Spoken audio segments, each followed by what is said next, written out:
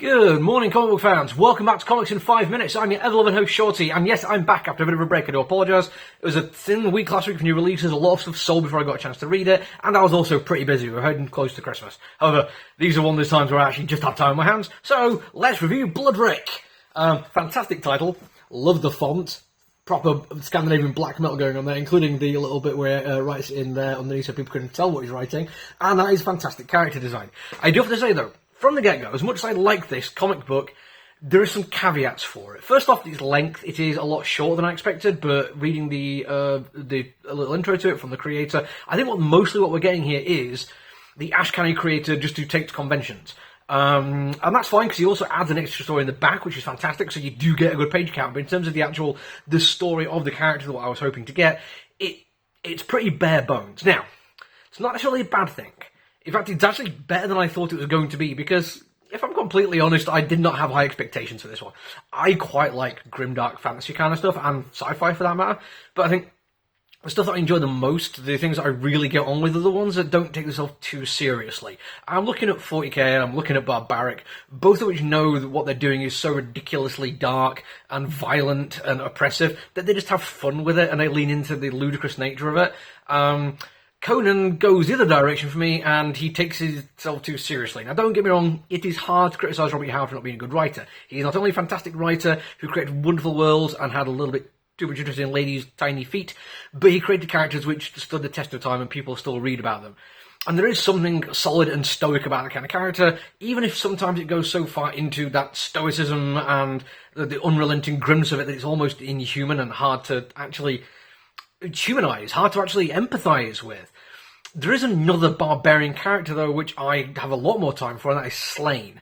Thankfully, this one does go a little bit more in that direction. Now, not so much in terms of characterisation, or even, like, the world building you get with Slain, where we get, like, lashings of Celtic mythology thrown in there. This one is pretty minimalist, it's pretty thin on the ground in terms of the world building. The character is fantastically well written and illustrated, but it is the size of the character which really hit home to me, because the character design for this is insane. It is epic, and when we see this guy walking around his frozen wilderness wearing literally that and worried about starving and weirdly not dying of exposure, we get the sense that he is a character bigger than the world. He sits astride it. He is above it in a way which you don't really get with Conan, although he's like the epic hero of all time and he will be able to fight any creature or any person and always be successful. He still feels very human in that, even though it is hard to empathise with him.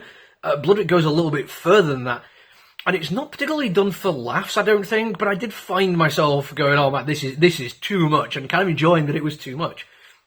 Speaking of laughs, there is a little chuckle-worthy moment I had, at least on the very first page. I don't know if everyone would find it as funny, but the very first line of dialogue in this comic book, in a rather wonderful minimalist page, on this page in fact, it's just, a sword is forged in fire. Now this page, that layout being what it is, having just such an obviously true statement as a sword is forged in fire, did make me chuckle a little bit. It seemed like they were going to go for something really deep and impressive and just say like the equivalent of, we don't make swords with hot custard. It's like, yes, we know it's forged in fire, that's all well and good. Then the next page, we actually get detail into the nature of how swords are made. Not the physical action of it, but in terms of more a mythologized version of how we create swords and how people are forged. And all of a sudden I'm like, oh yeah, I'm getting this a little bit more now. And thankfully this carried on throughout, because the story, as I say, is pretty thin, but it's thoroughly enjoyable because we get a sense of epic scale, even with effectively what we're getting is a dozen or so pages of a guy hunting.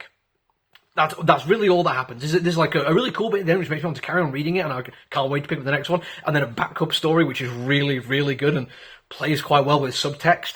But for the core story, with so little happening, the writer has to do a hell of a lot of heavy lifting to get us engaged, to tell us who this character is, both textually and through artwork and through their position in the world or astride the world, separate from the world to a degree. And it is done with style and aplomb, and I absolutely adore it.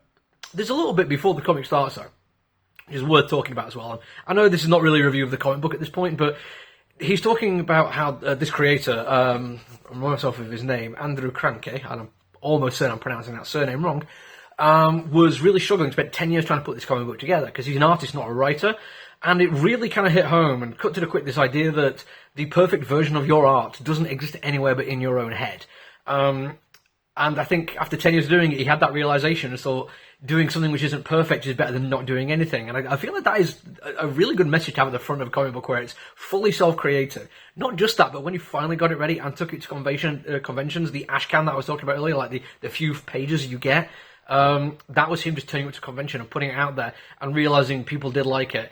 And as an additional little thing, if you are at a convention and you meet a creator and you want to try something out new and you like it, buy it and tell people about it and share it and let the guy or the girl know that it's something that you were actually interested in and you want more of it. Because without that kind of engagement with artists and fans, we wouldn't have had this, and I'm really glad we've got it.